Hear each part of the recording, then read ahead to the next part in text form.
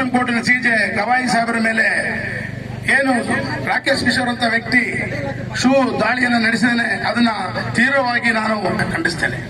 ಈಗ ಎಲ್ಲ ರಾಜಕೀಯ ಪಕ್ಷಗಳು, ಎಲ್ಲ ಸಂಘಟನೆಗಳು ಎಲ್ಲರೂ ಇವತ್ತು RSS ಹಾದಿಯಾಗಿ ಸಂವಿಧಾನ ಅಪಾಯದಲ್ಲಿದೆ, ಸಂವಿಧಾನ ಅಪಾಯದಲ್ಲಿ ಅಂತ ಹೇಳ್ತಕ್ಕಂಥ ವ್ಯವಸ್ಥೆ ಆಗಿದೆ.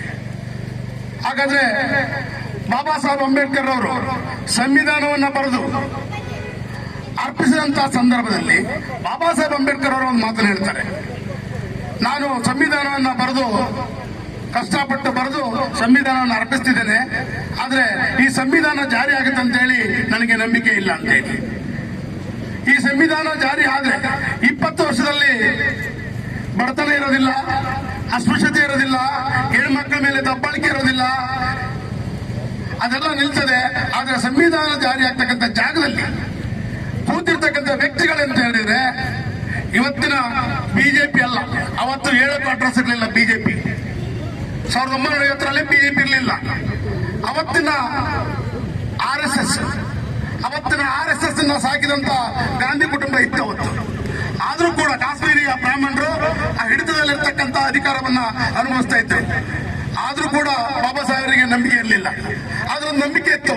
ಸಂವಿಧಾನದೊಳಗಡೆ ಕೆಲವೊಂದು ಆಶಯಗಳನ್ನ ಸೇರಿಸಿದ್ದೀನಿ, ನಾನು ಸಂವಿಧಾನದೊಳಗೆ ಕೆಲವು ಆರ್ಟಿಕಲ್ ಬರೆದಿದ್ದೀನಿ. ನನ್ನ ಜನ ವಿದ್ಯಾವಂತರಾಗ್ತಾರೆ, ನನ್ನ ಜನ ನೌಕರಿ ತಗೊಳ್ತಾರೆ, ನನ್ನ ಜನ ಭೂಮಿಯನ್ನ ಪಡ್ಕೊಳ್ತಾರೆ, ಆರ್ಥಿಕವಾಗಿ ಸಬಲರಾಗ್ತಾರೆ.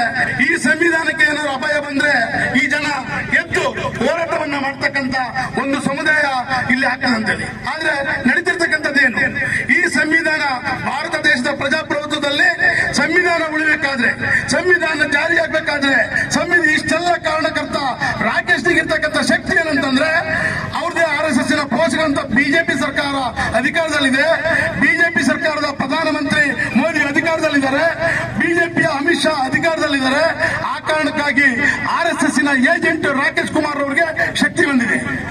ಇಲ್ಲ ಅಂತಂದ್ರೆ ಅಧಿಕಾರ ಇಲ್ಲ ಅಂದ್ರೆ ಯಾರು ಕೂಡ ಮಾಡ್ಲಿಕ್ಕೆ ಸಾಧ್ಯ ಇಲ್ಲ. ತಾವೆಲ್ಲ ಯೋಚನೆ ಮಾಡಿ, ಇವತ್ತು ಭಾರತ ದೇಶದ ಪ್ರಜಾಪ್ರಭುತ್ವದಲ್ಲಿ ಅವ್ರಿಗೆ ಗೊತ್ತು, ಇಂಥ ಒಂದು ಪ್ರತಿಭಟನೆಗಳು ನಾವೇನೇ ಮಾಡಿದ್ರು ಕೂಡ ಬೆಳಿಗ್ಗೆ ಎದ್ದು ಪ್ರತಿಭಟನೆ ಮಾಡ್ತಾರೆ, ಬೆಳಿಗ್ಗೆ ಎದ್ದು ಭಾಷಣ ಮಾಡ್ತಾರೆ, ಎದ್ದು ಮನೆಗೆ ಹೋಗ್ತಾರೆ, ಇವಕ್ಕೆಲ್ಲ ಏನು ಆಗಲ್ಲ ಅಂತ ಹೇಳಿ. ಆ ಕಾರಣಕ್ಕಾಗಿ ಸನಾತನವಾದಿಗಳು ಅವ್ರಿಗೆ ಗೊತ್ತು, ಇವರಿಗೆ ಪವರ್ ಇಲ್ದಂಗೆ ಆಗ್ತದೆ. ಇವರಿಗೆ ಪವರ್ ಇಲ್ಲ ಅಂತಂದ್ರೆ ರಾಜಕೀಯ ಶಕ್ತಿ ಗ್ರಾಮ ಪಂಚಾಯತಿಯಿಂದ ಹಿಡಿದು ಪಾರ್ಲಿಮೆಂಟ್ ವರೆಗೂ ಅಂಬೇಡ್ಕರ್ ಮೊಮ್ಮಕ್ಕಳ ಅಧಿಕಾರವನ್ನು ಅನುಭವಿಸಿದ್ರೆ ಈ ಸನಾತನವಾದಿಗಳು ಇಲ್ಲಿ ಉಳಿಯಕ್ಕೆ ಸಾಧ್ಯನೇ ಇಲ್ಲ. ಆ ನಿಟ್ಟಿನಲ್ಲಿ ಇವರು ಯೋಚನೆ ಮಾಡಬೇಕು. ತಾವೇ ಯೋಚನೆ ಮಾಡಿ. ಸನಾತನವಾದಿಗಳು ಇದೇನು ಮೊದಲನೇದಲ್ಲ. ಸನಾತನವಾದಿಗಳೊಂದು ಎಚ್ಚರಿಕೆಯನ್ನು ಕೊಡಕ್ಕೆ ಬಯಸ್ತೀನಿ ನಾನು.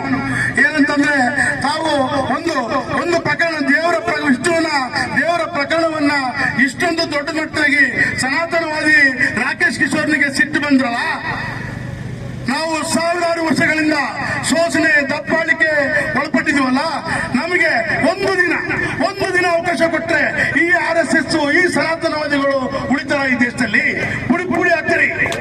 ನಾವು ಮನಸ್ಸು ಮಾಡಿದ್ರೆ. ಆದ್ರೆ ನಾವು ಯಾಕೆ ಮನಸ್ಸು ಮಾಡಲ್ಲ ಅಂದ್ರೆ ನಾವು ಅಂಬೇಡ್ಕರ್ ಮೊಮ್ಮಕ್ಕಳು. ಅಂಬೇಡ್ಕರ್ ಏನ್ ಕೊಟ್ಟಿದ್ದಾರೆ ನಮಗೆ? ಯಾವುದೇ ಗನ್ ಕೊಟ್ಟಿಲ್ಲ, ಯಾವುದೇ ವೆಪನ್ಸ್ ಕೊಟ್ಟಿಲ್ಲ. ನಮಗೆ ಕೊಟ್ಟಿರ್ತಕ್ಕಂಥ ಸಂವಿಧಾನ ಕಾನೂನನ್ನ ಗೌರವಿಸ್ತಕ್ಕಂಥ ಮಕ್ಕಳು ನಾವು.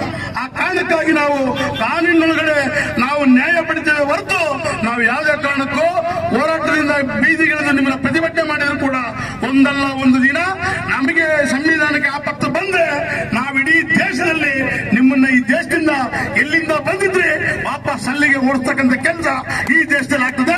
ಅದು ಜಾಸ್ತಿ ದಿನಗಳಿಲ್ಲ.